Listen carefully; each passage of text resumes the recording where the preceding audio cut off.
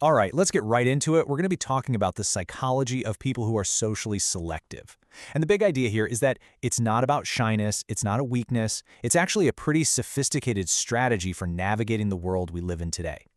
You know, this quote just hits it right on the head. If this feels familiar to you, it's not because you're becoming antisocial or losing your touch. It actually suggests that something much deeper is happening, a kind of shift away from all that constant chatter and towards something way more intentional. So, that's the real question we're digging into, right? What does waking up actually mean in this context? Because this isn't about disconnecting from life. It's about connecting more deeply with the things that truly matter. So let's break down what that really looks like. Okay, first things first. We have to talk about energy. And I don't mean physical energy. I'm talking about your mental currency, the stuff you spend every single day.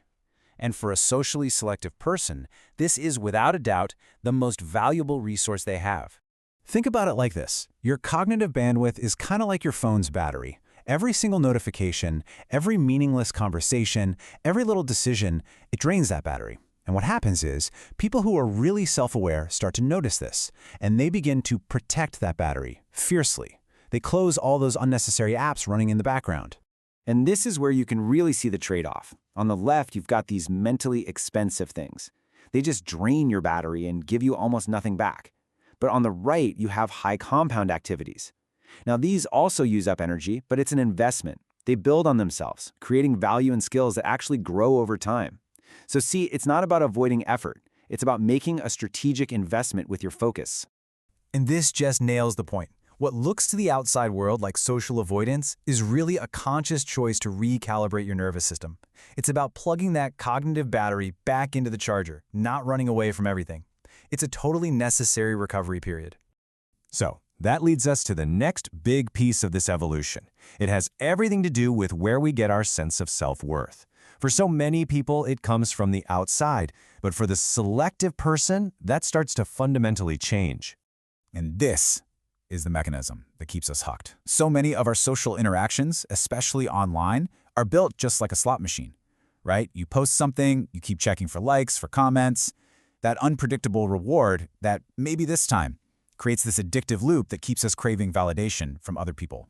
So, waking up from the noise really means deprogramming yourself from this cycle. First, you see the pattern for what it is. Then, slowly, where you get your self-worth from starts to shift inward to your own values. And then finally, you make an active choice for the stability of your own principles over the chaotic ups and downs of what other people think.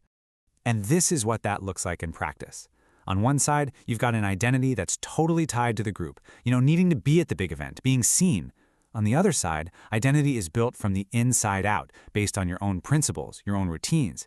And once that shift really happens, that need to fit in, it just becomes irrelevant. And all of this leads to a totally different way of engaging with the world. This isn't about putting up walls and shutting people out. It's more like being a very discerning architect of your own social life. It's an active strategy, not a passive one. You see, socially selective people are often incredibly observant. They just pick up on things that other people might miss. The little inconsistencies between what someone says and what they do, the subtle manipulation, the superficial motives. And trying to process all of that data in a large group, it is just mentally exhausting. So what's the logical move? It's a choice. It's a conscious decision to step away from the drama and the drain of big, unfiltered social scenes, and instead, to invest that precious mental energy into a much smaller number of genuine, high-quality connections. Okay, so let's bring all these threads together. What's the end game here? What's the ultimate purpose of being so selective? Well, it's about creating a mental environment where you can actually thrive, not just survive. And this really gets to the very heart of it. If anyone has ever called you detached, or distant, or aloof, this could be exactly what's going on. It's not actually detachment. It's that your own internal sense of who you are has become stronger than your need for the outside world to tell you who you are. By protecting your energy, you're creating psychological safety. You stop feeling the need to broadcast every thought, every feeling. And this privacy, it isn't about hiding. It's about incubation. It gives you the quiet space to finally stop just consuming what the world is throwing at you and to start creating something that's actually meaningful in your own. And that, right there, is the final and most powerful realization in all of this. This whole pattern. It's not a flaw, it's not something wrong with your personality, it's a sign of mental evolution. It's a smart, sophisticated strategy for dealing with a very noisy world. And once you truly see that, you stop apologizing for needing your space. You start owning it